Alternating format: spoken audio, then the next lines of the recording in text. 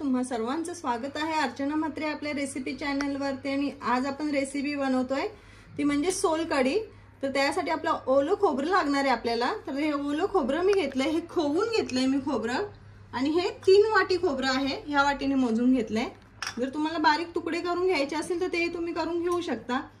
इथे भाजलेलं जिरे घेतलंय मी 1 चम्मच, 4 हिरव्या मिरच्या आहेत, अर्धा इंच आल्याचा तुकडा घेतलाय मी इथे, कोथिंबीर स्वच्छ धुवून चिरून घेतली आहे, अर्धा चमचा मीठ आहे, लसणाच्या पाकळ्या 5-6 घेतल्यात मी इथे, आणि इथे कोकमाचा आगळ माझ्या घरात आहे ऑलरेडी, तर ते घेतले मी। तुमच्या इथे नसेल तर तुम्ही 10-12 कोकमा पाण्यात भिजत घाला आणि त्याच्यात गरम पाणी घाला, तर तुम्हाला असं कोकमाचा आगळ मिळून जाईल।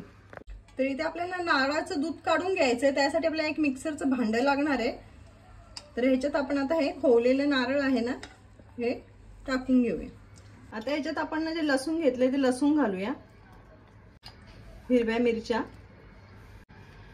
आल्याचा तुकडा आणि जिरं। आता हे सर्व आपण वाटून घेऊया, आणि मीठ सुद्धा आपण ह्याच्यात आताच घालून घेऊया, आणि सर्व आता आपण वाटून घेऊया। तर आता ह्याच्यात मी पाणी घालते, मी थोडंसं फिरवून घेतलंय मिक्सर मधनं, कारण की माझं वरपर्यंत हे खोबरं भरलेलं होतं ना, तर ते थोडं खाली जाण्यासाठी। तर तुम्ही काय करा माहितीये का, हे सोबतच पाणी याच्यात घातलं आणि फिरवलं तरी चालेल। तुम्हाला मी पाण्याचं प्रमाण सांगते।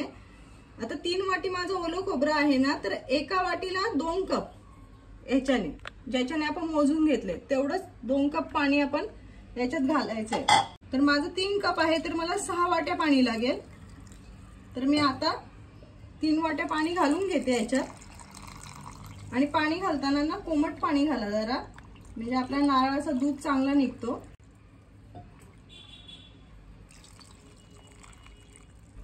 तर आता हे ना माझे एकदा हे फिरवून झालंय, रिकामं भांडे घेतले आता मी, आणि त्याच्यावरती अशी गाळणी ठेवायची, तुम्ही पुरणाची चाळण ठेवली तरी चालेल, आणि त्याच्यावरती आपल्याला एक सुती कापड ठेवायचंय, आणि ह्याच्यात ना आपल्याला आता हे नारळाचं दूध आहे ना, हे गाळून घ्यायचंय। फडक्याने गाळलं ना की नारळाच्या दुधाचे हे बारीक तुकडे आहेत ना, ते येत नाही मग सोलकढीमध्ये, म्हणून आता हे ना आपण पिळून घेऊया। हे बघा, असं दाबून दाबून घ्यायचं मस्त।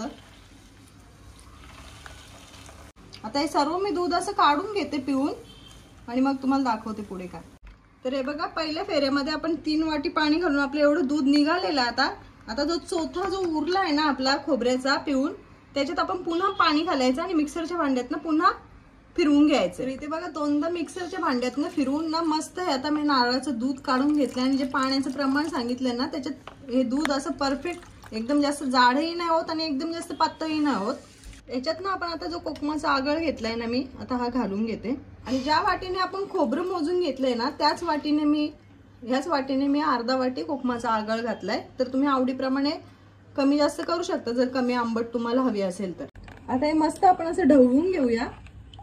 बघा कसा रंग मस्त आलाय आपल्या सोलकढीला।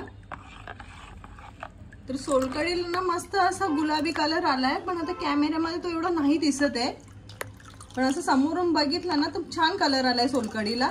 याच्यात आता मी थोडी कोथिंबीर घालून घेते, आणि बाकीचे आपण नंतर घालूया।